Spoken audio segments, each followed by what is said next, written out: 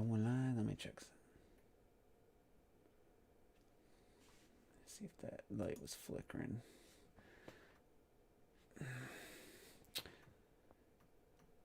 We'll go without it. Hit the brightness a little bit.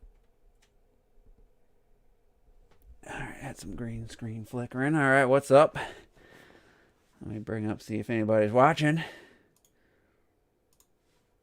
Got one viewer. Fiji, what's up? 2 viewers.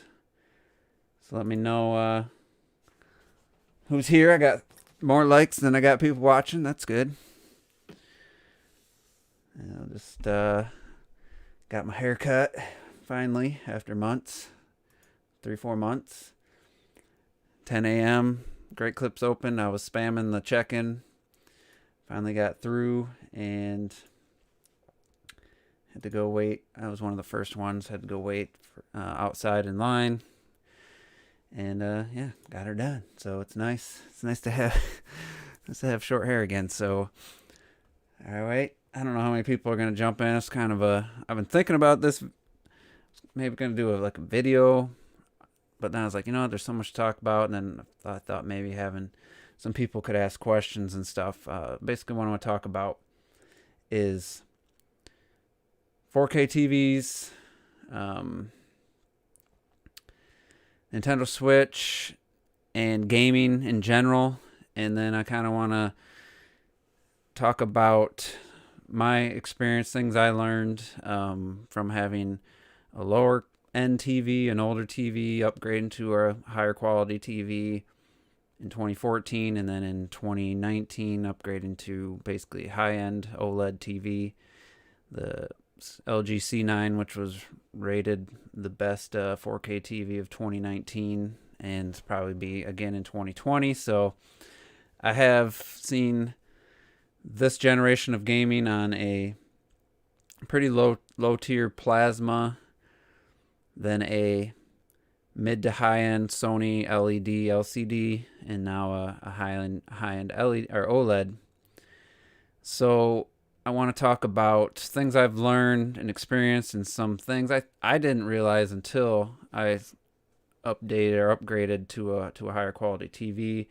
And then for people who are thinking of getting a 4K TV this year, how it impacts if you're a Switch owner. Let's say you got a base model Xbox One or a base model PS4, when you're thinking about getting the new consoles. I'll just give some experience I've had with the PS4 Pro and the Xbox One S as well on my 4K TV, and then maybe some buying tips if you're looking at upgrading this year in anticipation of the Series X or the PS5. So this all started. I guess my inspiration was I think it was yesterday. Dr. Trey posted some off-screen screenshots of BioShock running on the Switch, the first BioShock, which is 1080p adaptive, or resolution. What do they call it? Variable. What's the word I'm looking for? I think it's adaptive. And it was just shots of like background. There was no flames or no effects, so it was obviously running at 1080p. And then he was trying to make the point in his very defendo way. Hey, who said Switch games look blurry on a 4K TV? And it's like, okay, you gave an example of a clean looking game that runs at 1080p that doesn't look blurry. Yes. Good on you. I know you're trying to combat. There is some, what's the word? I've seen quite a few people over the years say that, Switch doesn't look good on a 4K TV. It looks blurry. 4K TV is not good with 1080p. And that was definitely true with the first generation 4K TVs, second generation 4K TVs. They didn't do a very good job with, up converting whatever 1080, 720, whatever it is, 480p for DVDs to 4K. They've come a long way. That's no longer really the case. And my problem is like trying to use a best case scenario to like say that no, the Switch games don't look blurry on a 4K is just as dumb as anyone saying that all Switch games look blurry on a 4K TV. Neither are true.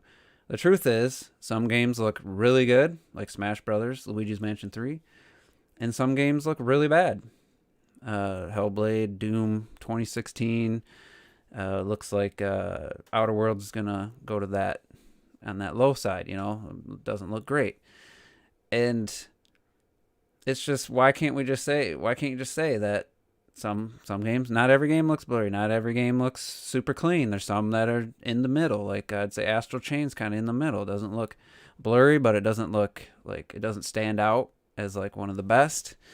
So there, it's just what's so bad about having gray area, having nuance, and having and instead of it always trying to paint the picture that there's no flaws with anything, whether it's Xbox, PlayStation, or Switch. So first thing I'm going to do is just clear up some, I wouldn't say myths, I just think things people don't realize about TVs in general.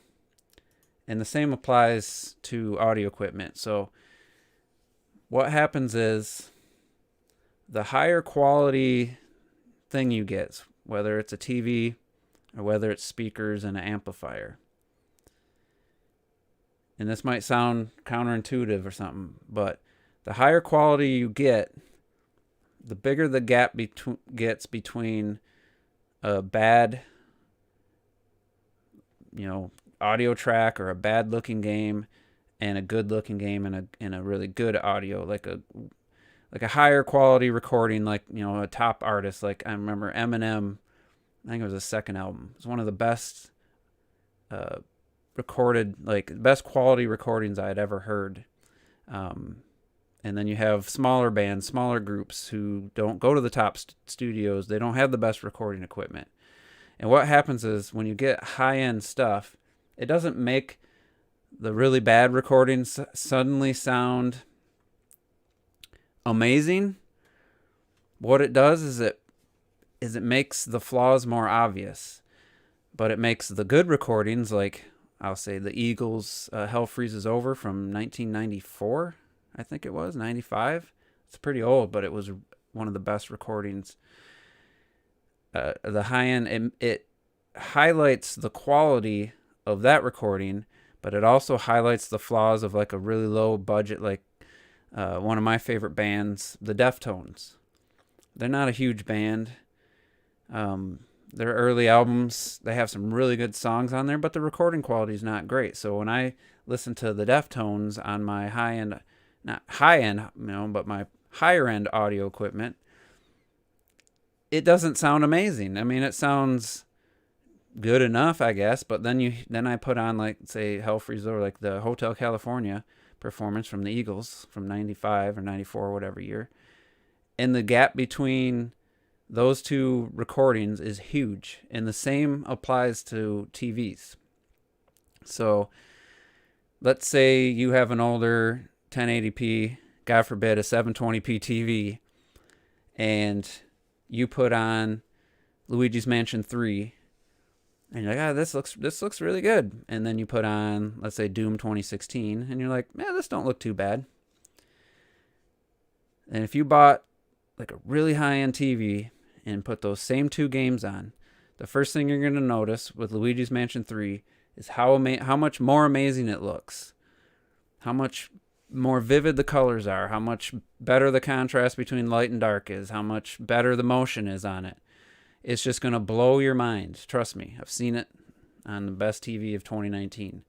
It's amazing how good Luigi's Mansion 3 looks. It holds its own against some PS4 Pro games. I went right from Resident Evil 2 Remake to Luigi's Mansion, and I wouldn't have even thought twice about someone, if I didn't know, if someone said, yeah, those are both on the PS4 Pro. So it highlights the good quality work, good quality art, good quality texture assets, a good image to begin with. But then when I put Hellblade on there, which when you get enemies on the screen, drops to like 504p, I think, in docked. It also highlights, and what's up, AK?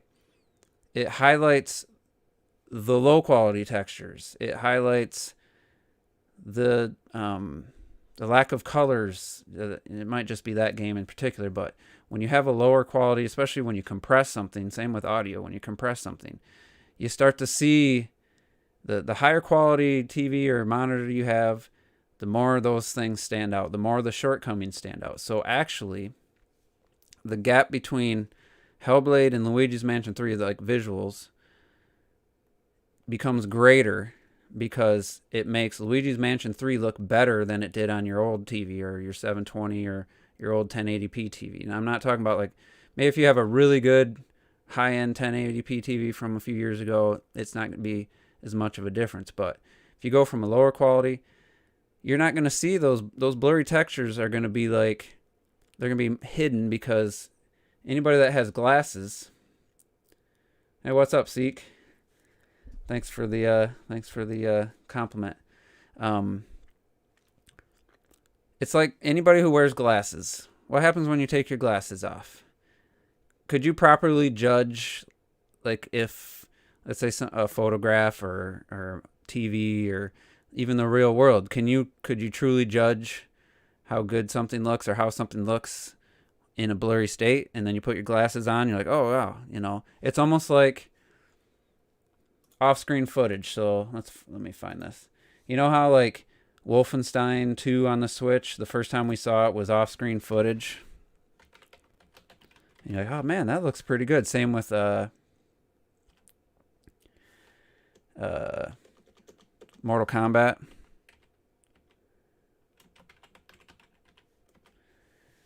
It's because two things. One, something's happening where your eyes are kind of filling in the blanks a bit. And that's just natural. My eye doctor told me that. Just about my left eye being blurrier than my right. My brain makes it so it looks clear even though my left eye is blurry when I close my right eye, but my right eye compensates. So what you're seeing, that's not a great looking image, but because it's off screen, you see like the lighting and you see these highlights and you're like, oh, that looks actually pretty good running on the Switch. And then you see direct feed and you're like, oh, wait a minute, that don't look as good. It's just because, this is an ad. It's kind of, your brain kind of fills in the gaps. You're not going to see the blurry textures and stuff with the off screen. Yeah, this direct feed technically looks better, but before you saw the direct feed, that off screen footage made you imagine it looked better than the direct feed. So that's what's happening. You have a lower quality TV. It's hiding the flaws because, and I forgot to go over this, the fundamentals of what makes a TV image good. You have contrast. That's the range between the darks and the lights, and that's separate from HDR. You have peak brightness and you have color brightness. So good contrast means that an image isn't going to look flat. Like this image to me looks flat on my monitor. So like there's a range between darks and lights. It doesn't, like you'd have to go to a brightness test thing, calibration. So you got these bars here. So if you don't have a TV with good contrast, basically eliminate half these bars and it's just going to go from black to this gray to bright. That's a rudimentary example, but so contrast is important.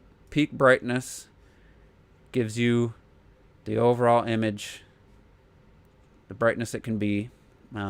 This is a cloudy gray. Let me see if I can find another image to kind of showcase that.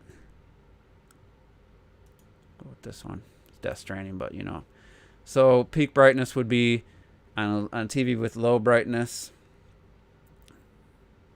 versus if you put a TV next to it with good peak brightness, it's gonna look like this is just gonna like be so much brighter. But the difference is, if it does it well, it's gonna be brighter without this becoming brighter, without this becoming brighter. So This area that's supposed to be bright will become brighter. This will pretty much stay the same. It's kind of like HDR in that regard. So you won't this black line under this whale here won't all of a sudden become gray. That's what happens if you turn your brightness setting up on your TV too high, and it's you achieve, basically you wash out the picture. So you want good peak brightness, and then color brightness is being able to have really intense colors without it being washed out. So like to me, I have a pretty decent monitor. I don't know how it's coming across here. This is orangish brown. This is a dark blue. So let's see if I got a different one to go off of here. Having good color brightness makes it so this purple here can be absolutely purple, but bright, like without being washed out again. So to me, on this, this is a pretty nice monitor. This is a really vivid blue. It's kind of an opaque blue, and compared to this white. Now, if you don't have good color brightness, this is going to look a lighter blue. It's going to look washed out, and if you try to increase the colors, it's just going to become bleeding and blooming, and it's going to look bad. So that's kind of the three basics of what makes a TV look good or not. So with that in mind, say you have an older TV, it has a lower peak brightness, doesn't have a great contrast ratio, and doesn't do colors very well. So what you're going to get is a lower quality game, let's say like Hellblade.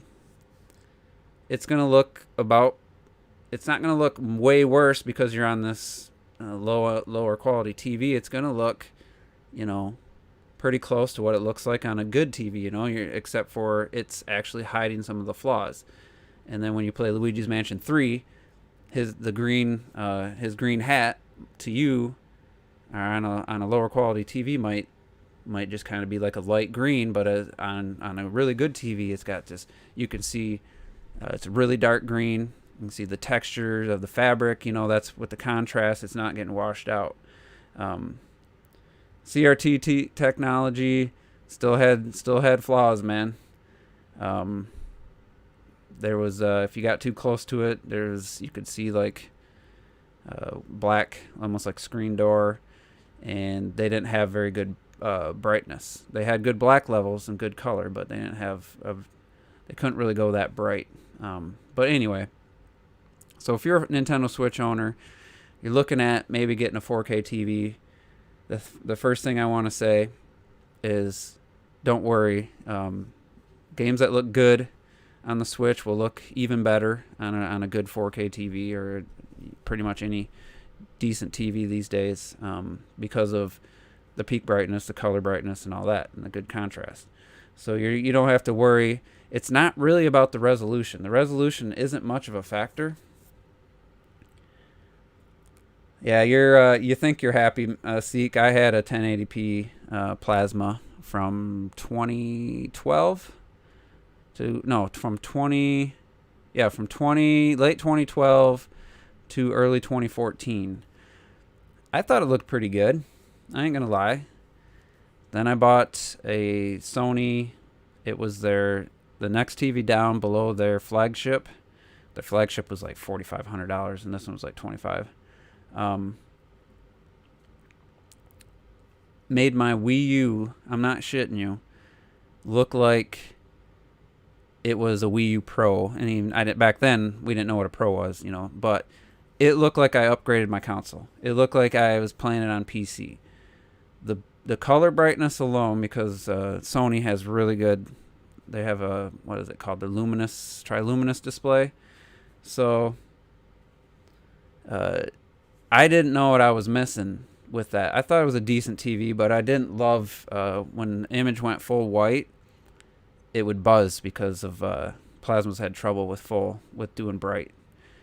I didn't know what I was missing with the colors. I was expecting a better picture overall, I guess. I didn't know I didn't know it was gonna be that vast of a jump. So I went through all my Wii U games that I had at that point. It was 2014, and so I was like, all right, let me go back and play 3D World. I was like, holy shit! Like, that's the color red of Mario. That's Peach's pink. That's Luigi's green. Like, holy crap! I had no idea what I was missing. It literally looked like you turned the saturation down probably to half. That's how bad the plasma was compared to the Sony, the LED LCD. Like, you don't know what you're missing. Yeah, deep blacks.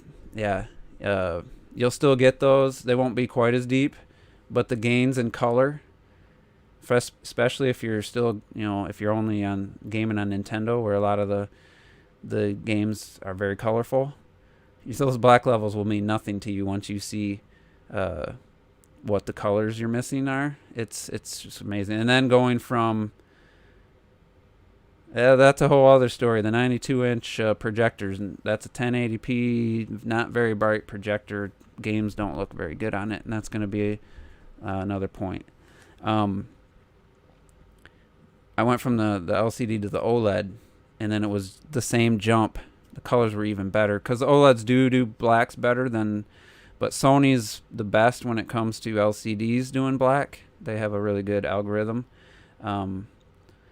Trust me, you think you're happy, and maybe you'd rather live like with that ignorance. That's not an attack. I'm just saying, maybe you don't want to know what you're missing, but I'll tell you, if you see it, it can be really hard to go back. And that's just the fact of the matter. But at the same time, lower quality games, they're going to look worse on a higher quality TV or monitor. So yeah, your lows aren't quite as low, but your highs are definitely not as high. So it basically shrinks the gap between bad looking games and really good looking games.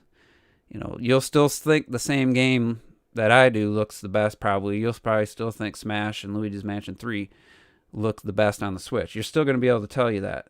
Or you still be able to tell that. It's not going to change that. It's not going to suddenly make a game you didn't realize looked good look amazing. But it will make, let's say, like Mario Odyssey will definitely look better on a new TV, whether it's an OLED or LED LCD. As long as it has good color brightness and good contrast, it's going to be like you got a Switch Pro. Trust me on that. I would say the LEDs, which is it's an LCD TV, it's LED backlighting. It's still going to be better than what you have. No matter what you buy, clocked it, you're going to see an improvement. But what you need to think about is let's say a 200 pounds, whatever, I think that's what you use, pounds, difference could be night and day. It could be a huge jump. And the thing you need to watch for is how many LEDs are actually lighting the image. So the low end ones will have a strip of LEDs on the bottom, and it'll have like 5, let's say, so here's, vertical, let's say, let's get this other hand in here. Let's say you'll have an LED that lights up from here to here. And then you'll have an LED that lights up from here to here. So what happens is, follow my mouse, is see how my face is kind of bright here? Basically, the LED would light this whole section from here to here. So up here is going to get brighter, and then next the area next to it is going to be darker because it has to light up this whole section in order to light up my face. So that's something you have to be aware of. What you want at the very least is you want full edge lit, where it has LEDs along, and you can see this mouse on screen, right? Oh wait, it's on the wrong screen. All right, so let me do that again. So it's lighting up my face. So a one that just has LEDs either on the bottom or the top. So it'll have a strip of LEDs to light up this scene here to make sure my face is bright, or this sky. So what happens is it lights up this whole section. This is the lower end one. So this is your low end LG LED TVs. Just basically any of the cheaper under $1,000 TVs. You're going to get this. What you want at the very least is have LEDs on the sides, back, bottom, and top. And then you're going to get up in price. But what happens is, to light up this sky here, you'll have an LED here and LED here. So only this little square has to get brighter in order to lighten this area. Obviously this whole area, but let's say this is the only bright spot. And it doesn't affect the rest of the screen. Conversely, you have this dark area here. So to get light here, it don't have to light up, let's say they have a horizontal strip. It wouldn't have to light up this whole section, which would make this look gray or light green instead of dark.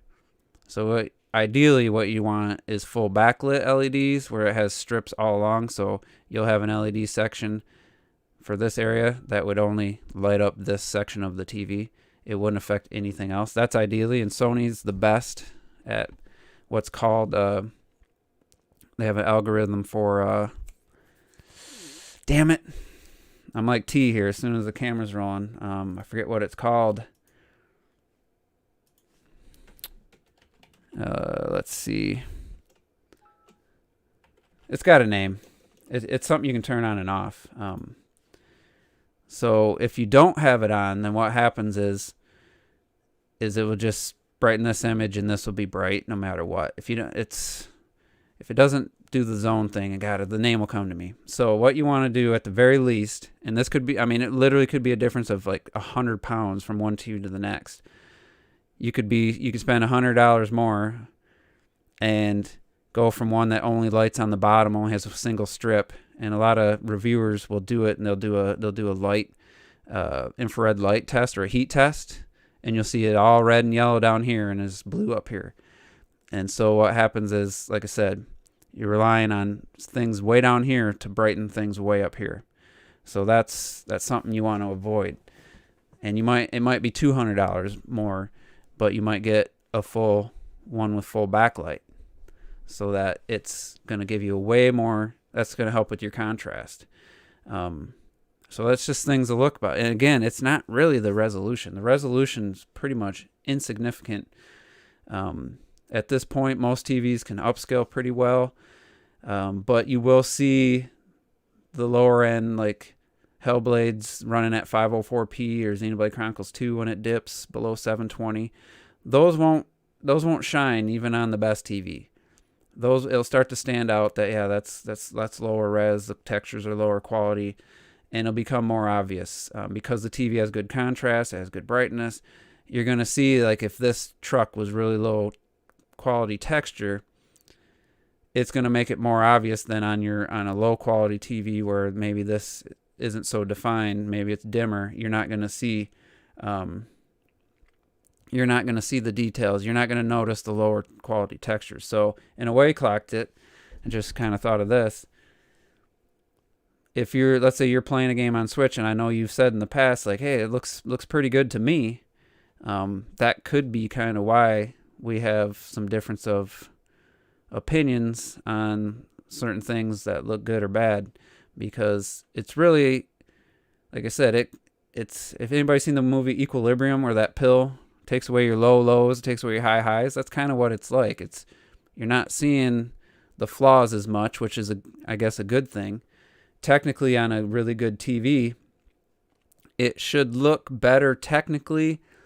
Like Doom 2016 on my OLED should look better than it does on my 1080p TV. My projector, which I was just playing, which I'll talk about in a second here. Technically, it looks better if you compare the two side by side, but at the same time, my 1080p TV doesn't have very good peak brightness, doesn't have the best contrast. It's a projector, so it actually hides the flaws. So it's kind of hard to definitively say that one looks better than the other, but it does. The 1080p projector actually doesn't make the flaws stand out. So I was just playing Doom and Hellblade on a 92-inch screen right before this stream started, and that's a 1080p. It's a Sony projector. It's their entry model 1080p Brightness it's pretty good, but it's not, it's not the best out there. Contrast levels are decent, but not great. Yeah, it's kind of a bonus collect it, but also if you saw Luigi's Mansion 3 running on a OLED, you'd be blown away. So you're also missing the highs. Smash Brothers Ultimate looks absolutely stunning on my 4K TV. And on my projector, not kidding, it looks a lot closer to Smash 4 because I have my Wii U hooked up. Both run at 1080, and they're both technically using a similar game engine, but they're both running at native 1080. I don't know about the colors and stuff between one or the other, but they look a lot closer. It'd be the same thing if you played a Wii U somehow, hooked it up to a 480p TV. I guarantee you Smash 4 would look almost indistinguishable from Smash Brothers Brawl, because the resolution would be taken away. Almost every benefit you're getting from Smash 4 and Smash Ultimate. Smash Ultimate adds a lot of new effects and stuff, but that's just the fact of the matter. That is the separator between, because we had some really good looking 480p games. I mean, that thing could really do 480p really good.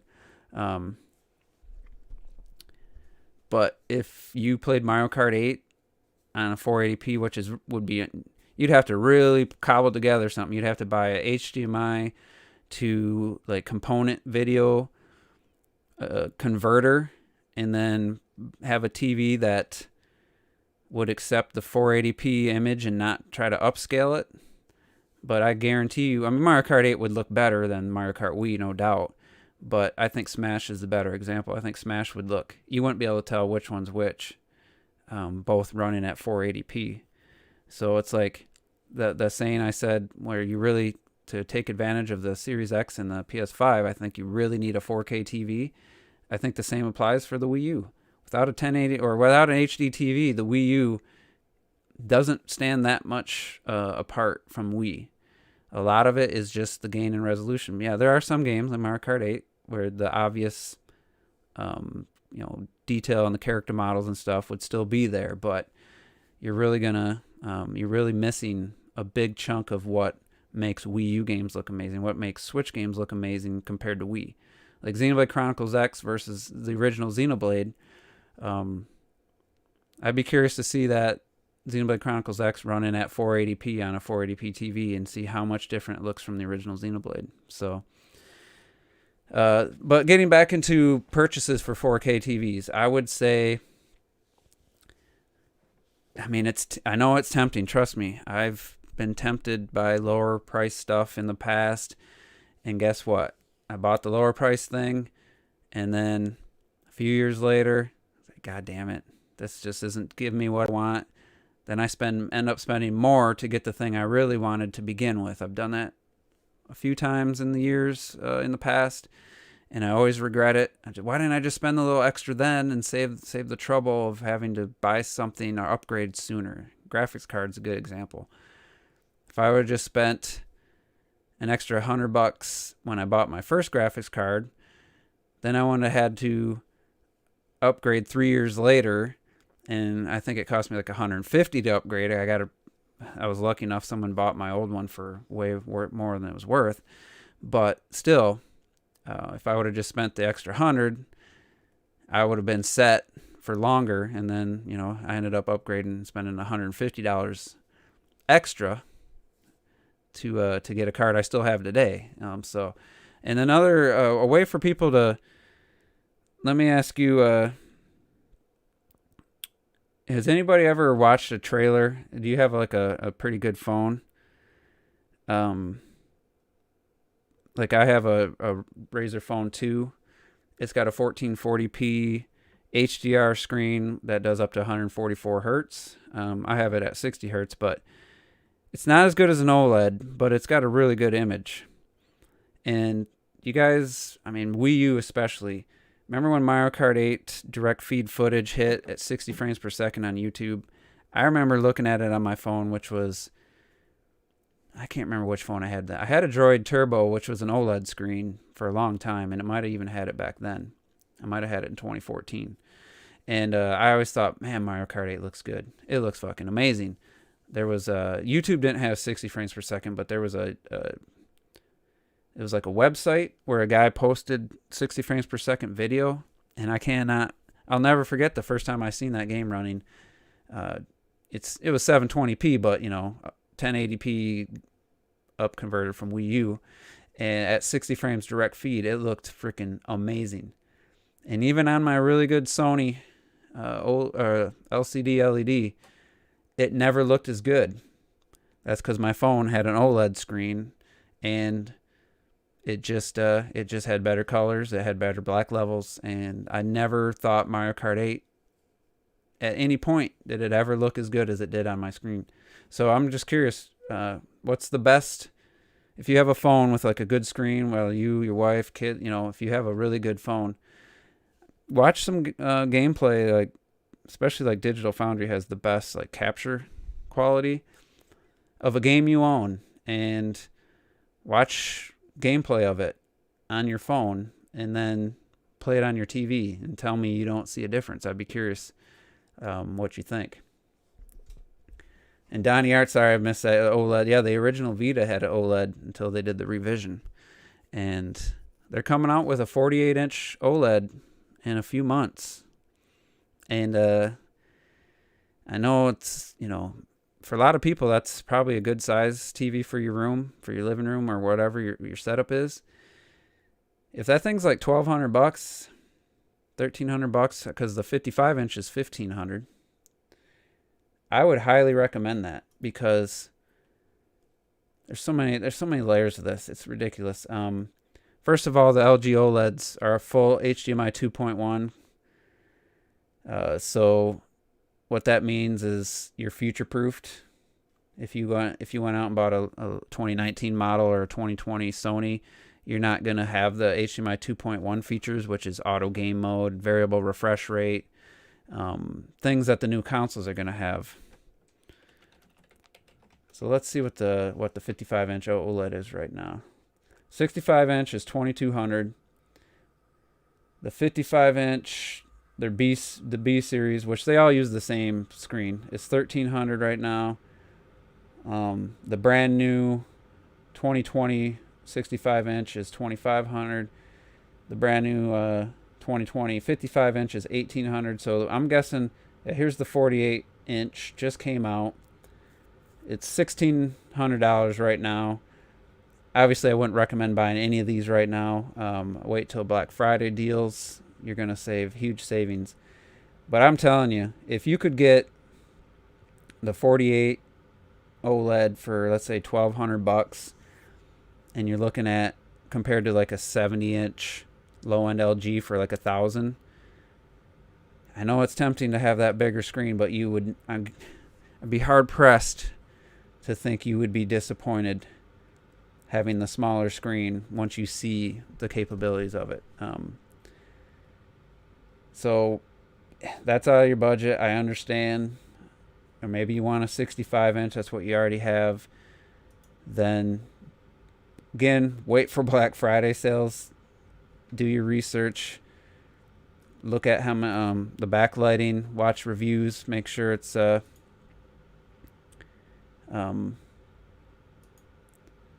me try to clear something here. I'm trying to get just a regular price of a 65-inch and talk at the same time. Just look for the LEDs. Is it edge lit, bottom only, side only? Is it all the way around, or is it fully backlit? That is going to make or break your quality. Especially if you watch a lot of movies and stuff, and you watch anything with space.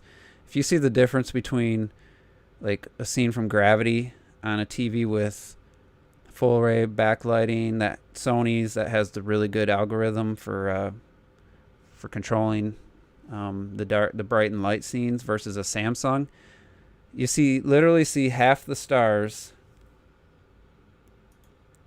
on screen on the Samsung versus the Sony. It's because Samsung just chooses to make everything look black, so you lose a lot of the details. A lot of the stars disappear, and the Sony's is a little less black, but all the stars are visible. So Like here you go, 65-inch 7 series Samsung's like their lowest. I think they have a 6 series. $529. I know that's tempting. I know it's really tempting.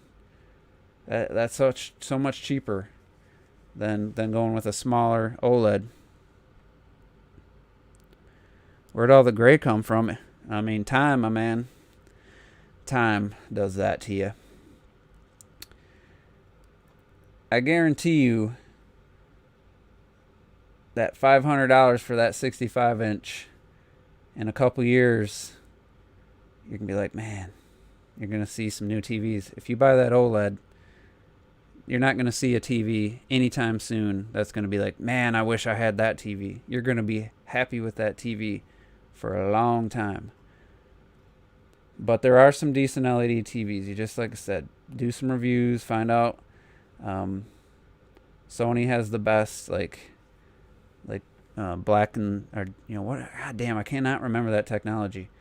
As far as not darkening the and losing detail, but they don't have the best input lag. Samsung has the lowest input lag with LG's OLEDs, like 13 milliseconds. So they got really fast response time.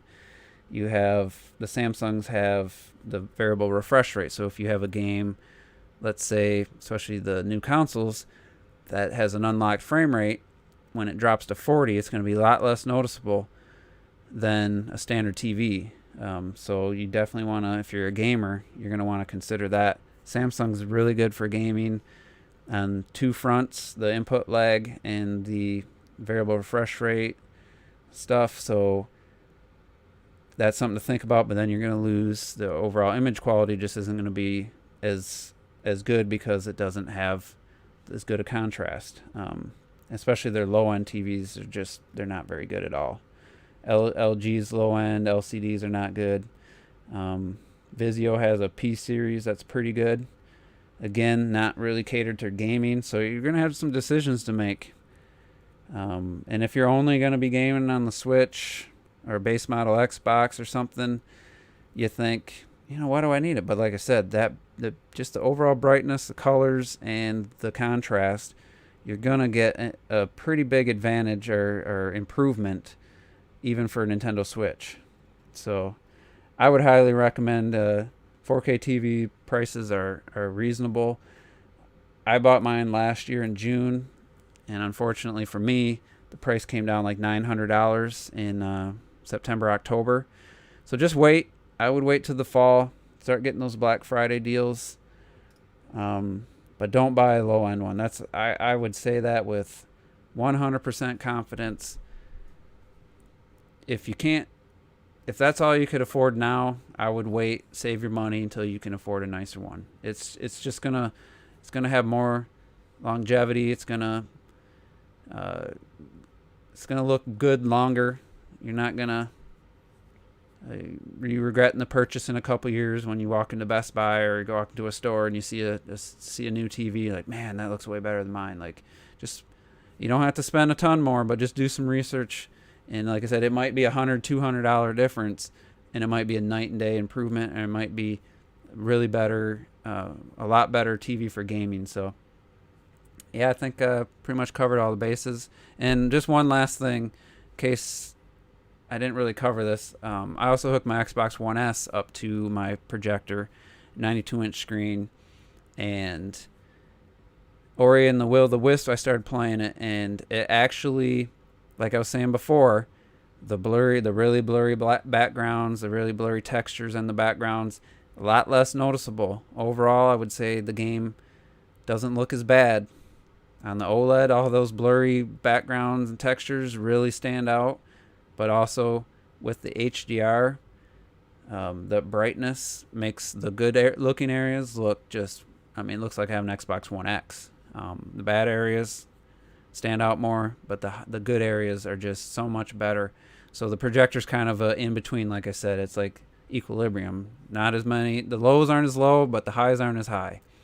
So that's just something to think about. And I just find it interesting to hear some people like was it Seek who said he has his plasma and he's happy. Like, I was in that I didn't know any of this. I just assumed that it didn't make that much difference until you got into like higher res like PC gaming or something. But just the difference from a low end plasma to a good LCD LED back then, which, I mean, really, that 2014 TV was $2,500. Well, it was on sale for $21.99.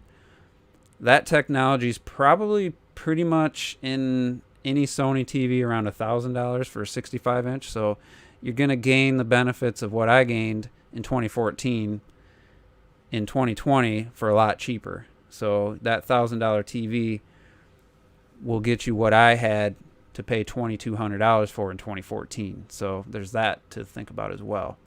So, but yeah, all I can say is, you know, it doesn't make the game play any better, but man, it does make the experience better.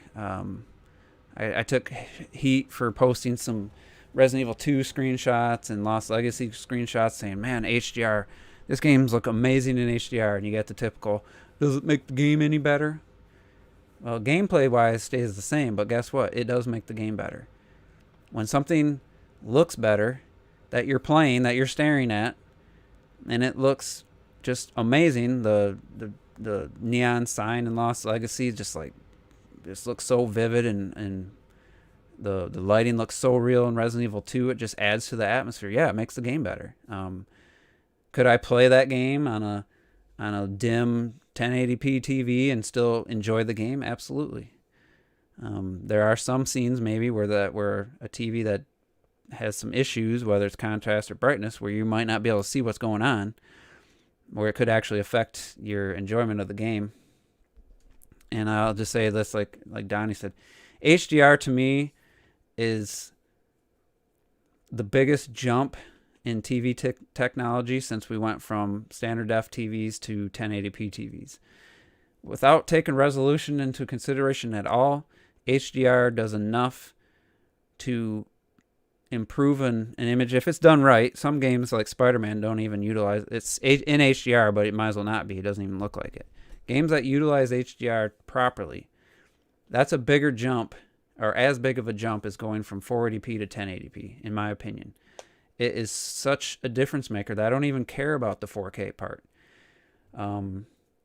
4K looks nice. Yeah, it looks really clean and sharp. When I watch the Ratchet and Clank gameplay reveal on my 4K TV, it looks phenomenal. Like, it looks way better than it did during the stream and than it does on my computer monitor.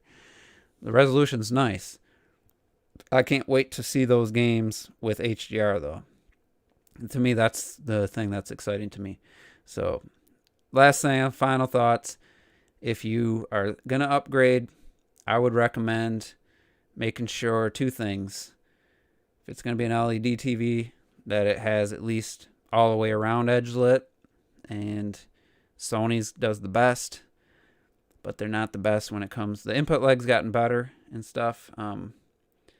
But Samsung's better for input leg and better for having variable refresh rate and all that.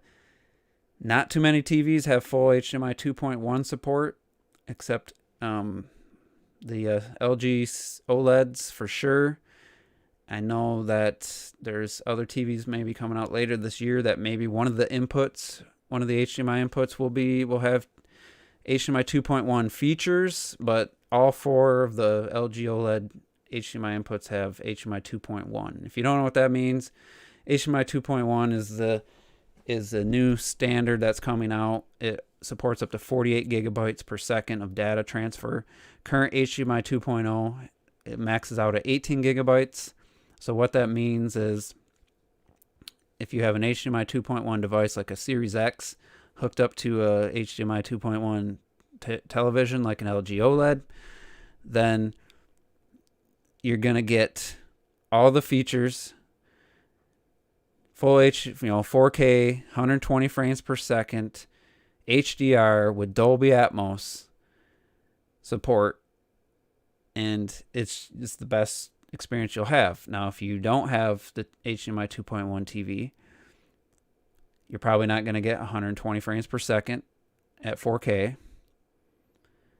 Some TVs have 1080p 120 frames per second. That's the other thing. I know people don't like to talk about frames per second and stuff and say it's not important.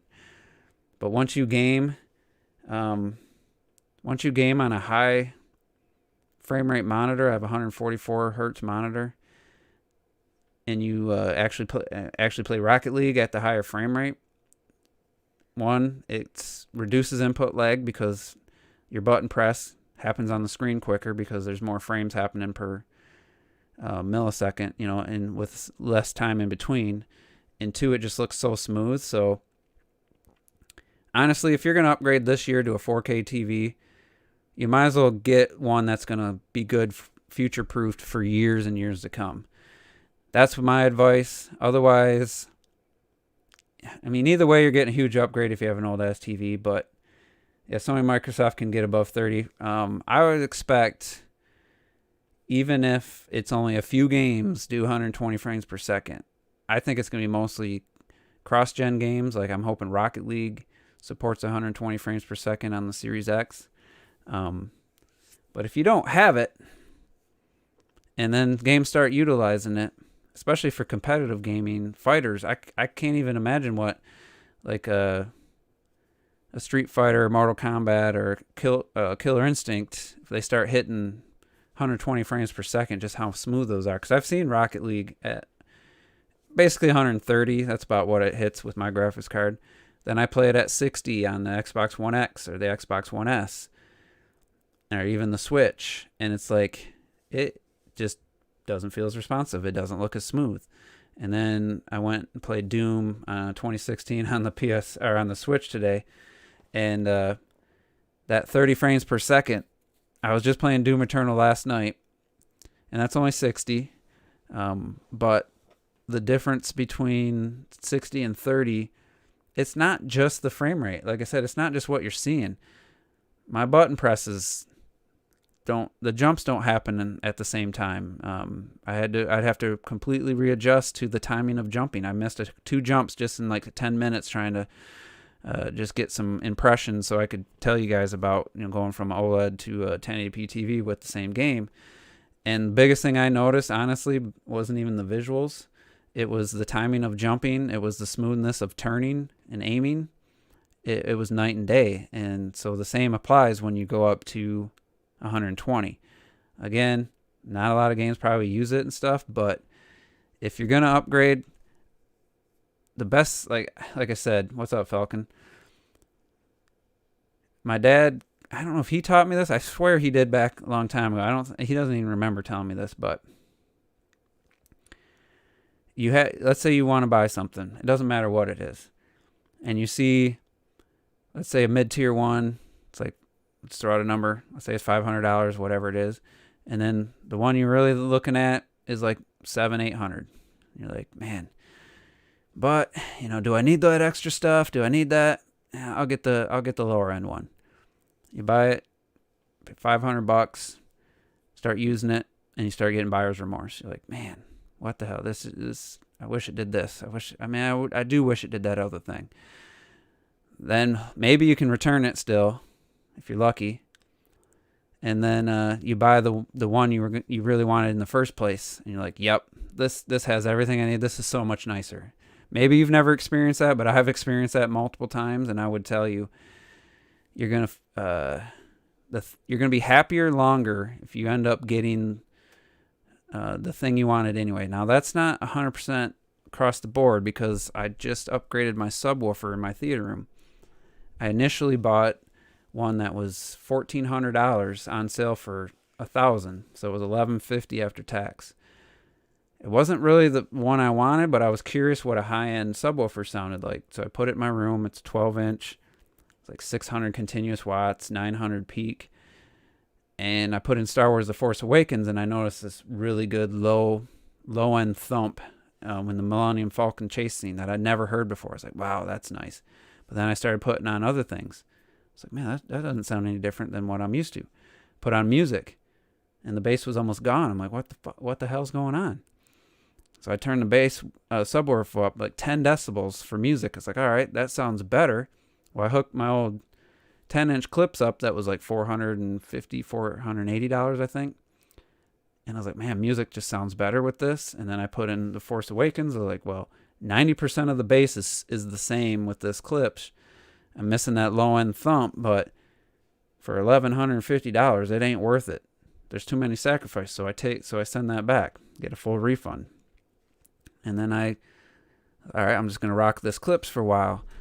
And when I bought that 3 years ago, I really didn't do enough research. It turns out it doesn't go down. It only goes down to 27 hertz, which is still pretty low. But that other sub went down to 20 hertz, which is that low-end thump I was feeling. Well, I find a new SVS brand that's kind of an up-and-coming brand. They have a 10-inch sub that goes down to 19 hertz, and it's $499. I'm like, there's no way it's going to have that same impact of that MSRP $1,400 sub. So I ordered off Crutchfield, got it in 2 days.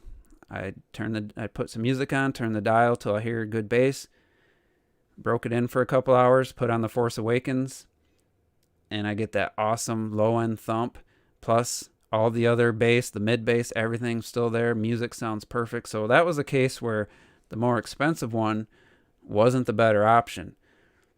So it's just, you can't just apply that to everything, but I think that's the exception to the rule more than.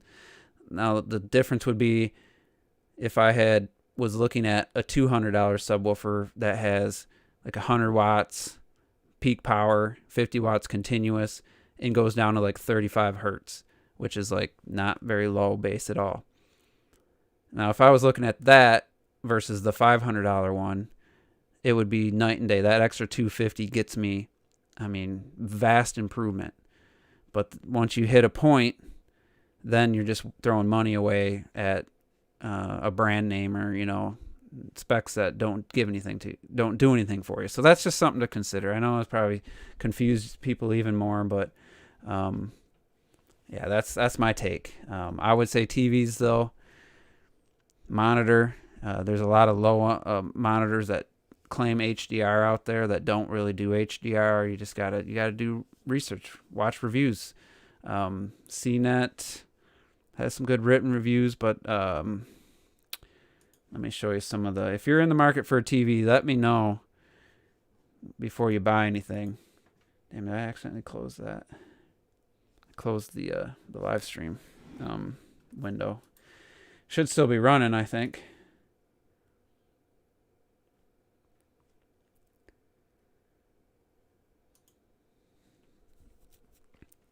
Just making sure here.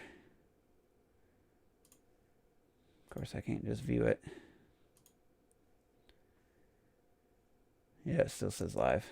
I don't know how I'm going to stop it from being live, though, until I can get back to that control. Sorry, I gotta. Oh, there it is. No, where the hell is it? Yeah, if I don't hit the end stream there it is. Okay. 58 minutes in, of course. I can't make a straight one. Or I can't make a short video. I was going to look up some channels. Honestly, if you're even remotely, I would start looking now. I would start researching now. I researched and watched reviews for TVs for a year before I bought my OLED. So, let's look. Some of the best. Digital Trends. They're a good one. Very well. They have a produced content. Very good reviews. Not super tech heavy. Like if you don't, they explain everything very clearly for beginners. I'm actually not subscribed because I don't need reviews for every damn thing. Basically, find a TV that you're interested in and search that specific model. And so here's their channel. They have a nice setup. This guy's very good at explaining, like I said, for beginners. They go into, they test things you wouldn't be able to tell. So they'll probably test input lag for gaming. They'll tell you how the the contrast is for blacks, how many dimmable zones for LED TVs and stuff. So TCL is a pretty good brand. That's low price. Maybe not the best for gaming. So I would recommend Digital Trends. And then if you really want to get technical, HD TV Test. Believe he's Korean. He's got some very subtle humor. He does very in-depth reviews, but he always tells you the input lag for gaming and the features for gaming at the end. So with that, I think this is gonna wrap it up. Ultra wide, huh? Yeah, switching and be compatible. That's a whole nother issue with computer monitors, because that's a whole nother topic. Because 144 hertz, 1440p is kind of the standard right now, and I would buy that over any 4K 60 frames per second TV or any 60 hertz TV. The dude that ages like a Zora, is that a compliment? I think it is. I don't know though. But yeah, if anyone wants advice, I mean, obviously you're gonna make the decision. Your wife's gonna help you make the decision. Money's gonna be important, but again, if maybe you could save $200 over what you're looking at, maybe you pick one out, and then I'll be like, yeah, well, this one's $200 cheaper, actually better for gaming, and has better black levels and stuff. Like it might not always be the more expensive option, but I would just, for me, now that I've bought 2 TVs in a row that are of the higher end quality, I would say it's worth the extra investment. And I'm atypical because I upgrade my TV about every 4 to 5 years. I've always have, except for my projector. I went like 12 years on that, on a 720p projector. And then when I got the 1080p, I'm like, why did I wait so long? The difference is just vast. It was just a massive jump in quality, brightness, colors, everything. So, but like I said, the more money you spend now, the longer it's gonna keep. But at the same time, more money is not always the best. So, all right, guys, thanks for watching. I'm gonna go finish Doom Eternal.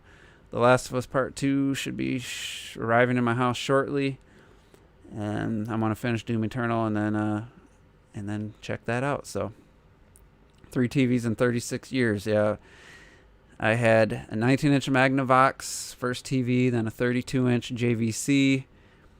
Then I went from that to a Panasonic 42-inch rear projection HD TV. And then from that, I bought the 720. I kept that, and then I got the 720p projector from Sony. And then I got a Mitsubishi 57-inch rear projection HD TV, but that was a DLP. And then that started going out, and I got it was a LG Plasma 1080p TV after that, which didn't really impress me. And then I got the Sony 1080p LED TV, and then got the Sony 1080p projector, and then I got the LG OLED. So that's I don't know how many that was, but yeah, that's and I don't think I'll be getting rid of this OLED anytime soon. The only reason I would get rid of it is if something happened to it, and maybe get the 77-inch to replace it. So anyway, thanks guys for tuning in. Hopefully got some good information out of this. Any questions, feel free to put them in the comments if you're watching this on the replay. So until then, we'll see you next time. Peace.